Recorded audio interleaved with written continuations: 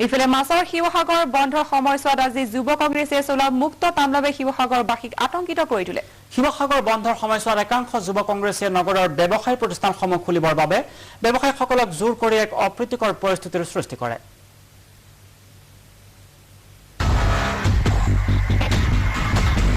মানৱ অধিকাৰ সংগ্ৰাম সমিতি অৰ্থাৎ মাছে আহ্বান জনোৱা শিৱসাগৰ বন্ধৰ সময়ছোৱাৰ দৃশ্য এয়া। মঙলবাৰে কাৰ্যত এই বন্ধৰ সময়ছোৱাত যুৱ কংগ্ৰেছৰ একাংশ সদস্যই মুক্ত তাণ্ডৱ চলালে শিৱসাগৰ চহৰত। আতংকিত কৰি তুলিলে শিৱসাগৰবাসীক। বন্ধৰ সময়ছোৱাত নগৰখনৰ ব্যৱসায়িক প্ৰতিষ্ঠানসমূহ খুলিবলৈ ব্যৱসায়ীসকলক ভাবুকি প্ৰদান কৰাই নহয়, শতাধিক দোকানৰ তলা এনেদৰেই ভাঙি এক অপ্ৰীতিকৰ পৰিস্থিতিৰ সৃষ্টি কৰিছিল একাংশ উদণ্ড যুৱ কংগ্ৰেছী।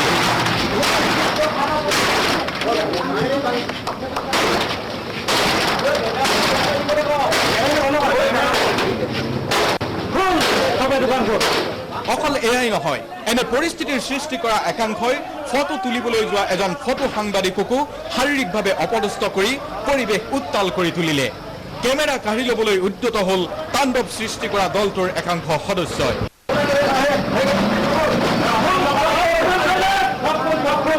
আজি ফটো সাংবাদিক হিচাপে আজি মই ফটো ল'বলৈ ৰাতিপুৱাৰ পৰা ঘূৰি ফুৰিছিলোঁ। তেনেতে মই দেখা পালোঁ যে আমাৰ শিৱসাগৰ জিলা যুৱ কংগ্ৰেছৰ এচাম যুৱকে দোকান পোহাৰসমূহ তেওঁলোকে তলা ভাঙি আছে। তলা ভাঙি থাকোঁতে মই তাত ফটো ল'বলৈ যোৱাত তাতে এজন যুৱ কংগ্ৰেছৰ নেতাই পৰেশ দাস নামৰ এজন যুৱকে হাতত এটা মাৰটোল লৈ উদণ্ডভাৱে মোলৈ চোচা মাৰি আহি মোক কেমেৰাটো হাতত থাপ মাৰি ধৰিছে।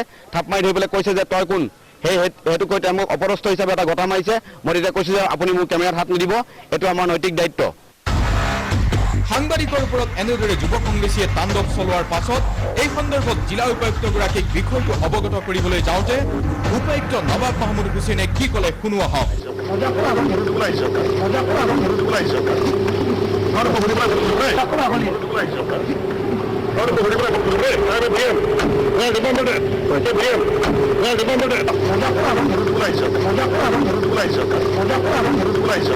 শিৱসাগৰ জিলাৰ উপায়ুক্ত মহোদয়ে নাট্যমন্দিৰৰ সন্মুখত বন্ধৰ সম্পৰ্কে নিজেই চাবলৈ আহোঁতে আমাৰ জিলাখনৰ একাংশ সাংবাদিকে এই বিষয়ত তেখেতক প্ৰশ্ন সুধিবলৈ যাওঁতেই উপায়ুক্তগৰাকীয়ে সাংবাদিকসকলক দুৰ্ব্যৱহাৰ কৰে, অশালীন মন্তব্য কৰে। এই বিষয়ত জিলা মিডিয়া সন্থাৰ হৈ আমি অত্যন্ত মৰ্মাহত হৈ আমি এই বিষয়ত গৰিহণা দিছোঁ।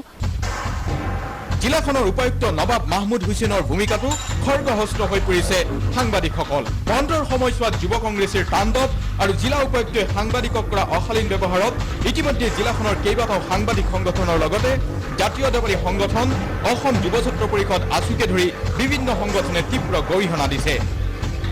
কেমেৰা পাৰ্চন লুইত চলিহাৰ সৈতে অতনু বৰা, নিউজ লাইভ, শিৱসাগৰ।